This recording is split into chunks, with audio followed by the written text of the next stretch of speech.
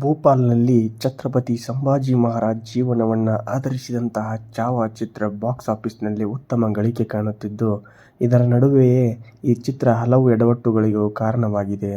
ಹೌದು, ಛತ್ರಪತಿ ಸಂಭಾಜಿ ಮಹಾರಾಜ್ ಜೀವನವನ್ನು ಆಧರಿಸಿದಂತಹ ಈ ಸಿನಿಮಾ ಪ್ರೇಕ್ಷಕರಿಂದ ಅತ್ಯುತ್ತಮ ಪ್ರತಿಕ್ರಿಯೆ ಪಡೆಯುತ್ತಿದೆ. ಈಗಾಗಲೇ ಚಿತ್ರ ಬಾಕ್ಸ್ ಆಫೀಸ್ನಲ್ಲಿ 500 ಕೋಟಿ ರೂ.ಗಳಿಗಿಂತ ಹೆಚ್ಚಿನ ಗಳಿಕೆಯನ್ನು ಕಂಡಿದ್ದು, ಉತ್ತಮ ಪ್ರದರ್ಶನ ಕಾಣುತ್ತಿದೆ. ಆದರೆ ಈ ಚಿತ್ರ ಇದೀಗ ಸಿನಿಮಾ ವಿಚಾರದ ಹೊರತಾಗಿಯೂ ವ್ಯಾಪಕ ಸುದ್ದಿಗೆ ಗ್ರಾಸವಾಗಿದೆ. ಈ ಚಿತ್ರದಲ್ಲಿನ ದೃಶ್ಯವೊಂದು ಆಧರಿಸಿ ಜನ ನಿಧಿಗಾಗಿ ಶೋಧನೆ ನಡೆಸುತ್ತಿರುವ ಮಾಹಿತಿಗಳು ಬೆಳಕಿಗೆ ಬಂದಿದೆ. ಹೌದು, ಈ ಚಾವಾ ಸಿನಿಮಾ ಮೊಘಲರ ಕಾಲದ ಕಥೆಯನ್ನು ಹೇಳುತ್ತದೆ. ಸಿನಿಮಾದಲ್ಲಿ ಮಧ್ಯಪ್ರದೇಶದ ಬುರ್ಹಾನ್ಪುರ್, ಆಸಿರ್ಗರ್ ಕೋಟೆ ಕುರಿತು ಉಲ್ಲೇಖವಿದೆ. ಈ ಮೊಘಲರು ಮರಾಠರಿಂದ ಅಪಾರ ಚಿನ್ನ, ವಜ್ರಗಳನ್ನು ಲೂಟಿ ಮಾಡಿ ಆಸಿರ್ಗರ್ ಕೋಟೆಯಲ್ಲಿ ಇಟ್ಟಿದ್ದರು ಎಂದು ಸಿನಿಮಾದಲ್ಲಿ ತೋರಿಸಲಾಗಿದೆ.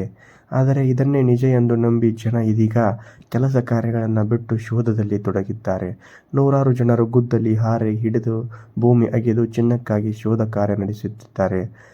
ಇನ್ನು ಇತಿಹಾಸಕಾರರು, ತಜ್ಞರ ಪ್ರಕಾರ ಇತ್ತೀಚೆಗೆ ಬುರ್ಹಾನ್ಪುರದಿಂದ 18 ಕಿಲೋಮೀಟರ್ ದೂರದಲ್ಲಿರುವ ಆಸಿರ್ಗಢ್ ಗ್ರಾಮದಲ್ಲಿ ರಾಷ್ಟ್ರೀಯ ಹೆದ್ದಾರಿ ಕಾಮಗಾರಿ ಮಾಡುವಾಗ ದರ್ಗಾದ ಬಳಿ ಇರುವ ಮಣ್ಣನ್ನು ಅಗೆದಿತ್ತು. ಆ ಮಣ್ಣನ್ನು ಹಾರೂನ್ ಶೇಖ್ ಎಂಬುವರ ಹೊಲದಲ್ಲಿ ಹೋಗಿ ಹಾಕಲಾಗಿತ್ತು.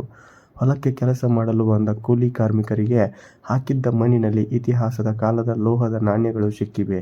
ಈ ಬೆಳವಣಿಗೆ ಬೆನ್ನಲ್ಲೇ ಹೊಲದ ಸುತ್ತಮುತ್ತ ಪ್ರದೇಶಗಳಲ್ಲಿ ಚಿನ್ನ, ಬೆಳ್ಳಿ ನಾಣ್ಯಗಳು ಸಿಕ್ಕಿವೆ.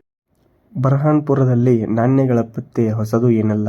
ಮೊಘಲ್ ಯುಗದ ನಾಣ್ಯಗಳು ನಿಜವಾಗಿ ಹೊಲಗಳಲ್ಲಿ ಕಂಡು ಬಂದರೆ ಸರ್ಕಾರ ನಿಗಾ ಇಡಬೇಕು.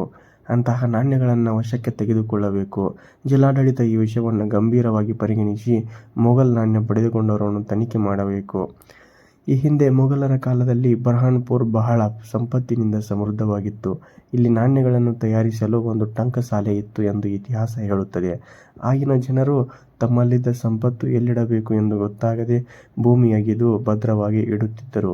ಹೀಗಾಗಿ ಭೂಮಿ ಅಗೆದಾಗ ಕೆಲವು ನಾಣ್ಯಗಳು ಸಿಗುವುದು ಅಪರೂಪದ ಮಾತು. ಹಾಗೆ ಈ ಸಿನಿಮಾವನ್ನು ನೋಡಿದ ಪ್ರೇಕ್ಷಕರು ಈಗ ಹೋಗಿ ಆ ಸ್ಥಳಗಳಲ್ಲಿ ಭೂಮಿಯನ್ನು ಅಗೆದು ಐತಿಹಾಸಿಕ ಸ್ಥಳಗಳನ್ನು ಧ್ವಂಸಗೊಳಿಸಿ ಅಲ್ಲಿನ ನಿಧಿಗಳಿಗಾಗಿ ಶೋಧನೆ ನಡೆಸುತ್ತಿದ್ದು ತುಂಬ ವಿಚಿತ್ರಕಾರಿ ಘಟನೆಯಾಗಿದೆ.